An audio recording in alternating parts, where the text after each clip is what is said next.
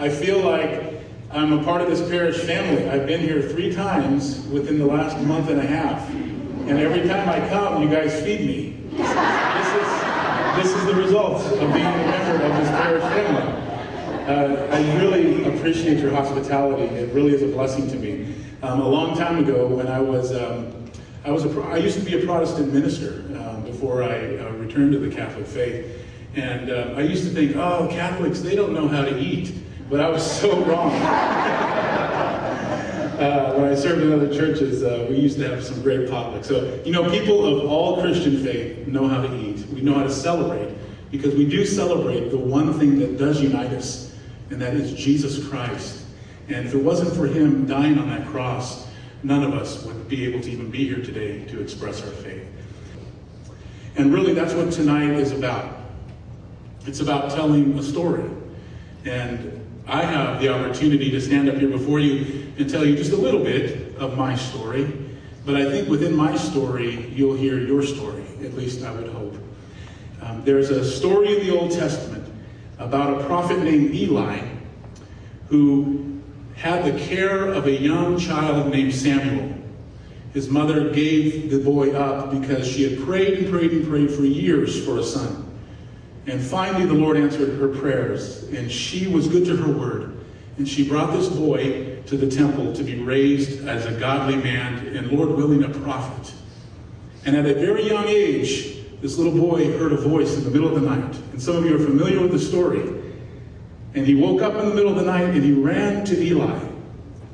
And Eli said, no, I didn't call you. Go back to bed.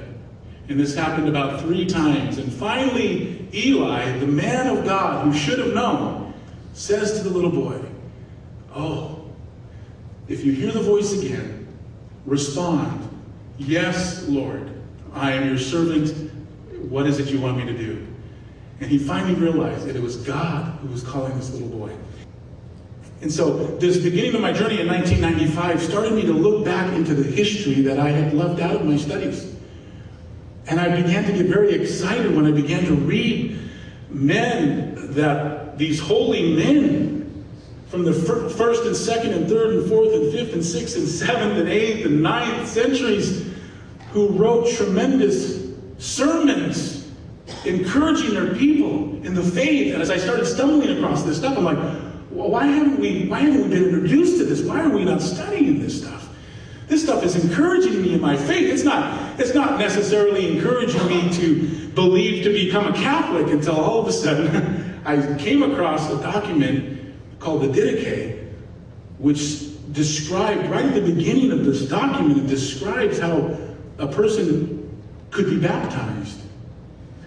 And it talks about how if there's not natural water, meaning a flowing river outside, you take the person inside and you can use unnatural water. It's okay. And when baptizing this person, pouring water on their head, saying in the name of the Father and the Son and the Holy Spirit. Now, you don't have to believe that document, but that document is a document that's been verified, that was an early document within the church that was used to instruct God's people.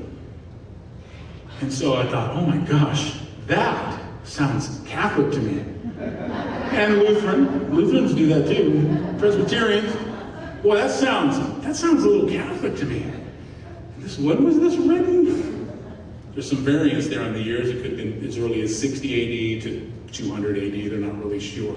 But this is another song describing what it is to be a disciple of Christ. Our responsibility as disciples, okay? So no matter what church you go to, or what church you pastor, or no matter where you're from in this community, or what your role is within this parish, as a disciple of Christ, you are called to share your faith.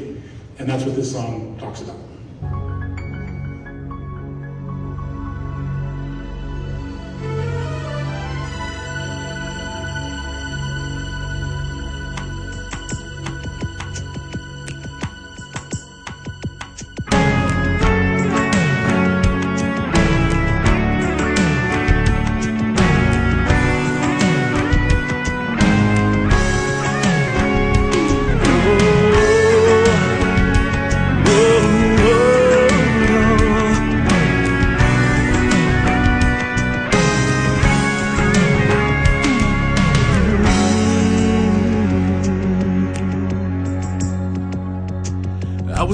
enjoying a trip on a plane the other day, just wishing that I could get out, when the man next to me saw the book in my hand and asked me what it was about.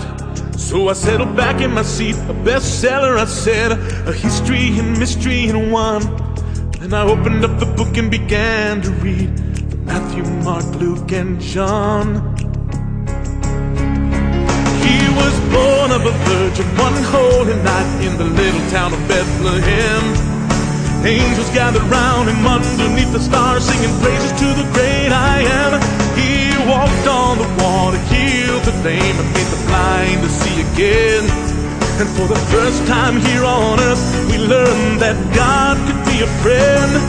And though he never ever did a single thing wrong, the angry crowd chose him. And then he walked down the road and died on the cross, and that was the end of the beginning.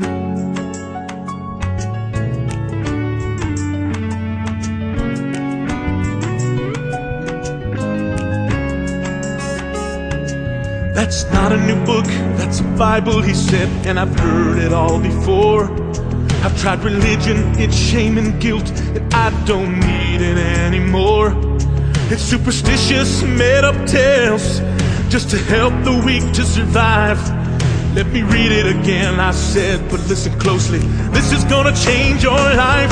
He was born of a virgin one holy night in the little town of Bethlehem. Angels gathered round him underneath the stars, singing praises to the great I am. He walked on the water, healed the lame, and made the blind to see again.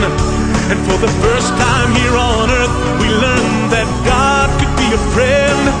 And though he never ever did a single thing wrong, the angry crowd chose him.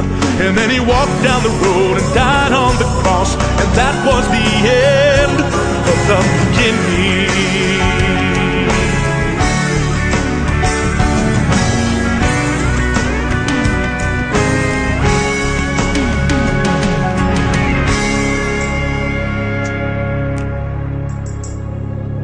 End of the beginning, he said with a smile. What more could there be? He's dead. He said they hung him, put nails in his hands and a crown of thorns on his head. I said I'll read it again, but this time there's more, and I believe that this is true. His death wasn't the end, but the beginning of life that's completed in you. Don't you see, he did all this for you. He was born of a virgin one holy night in the little town of Bethlehem. All the angels singing praises to the great I am. He walked on the water, healed the lame, and made the blind to see. We learned that God could be a friend, and though he never did a single thing wrong, the angry crowd, they chose him. And then he walked and he died. But 3 days later, 3 days later, 3 days later,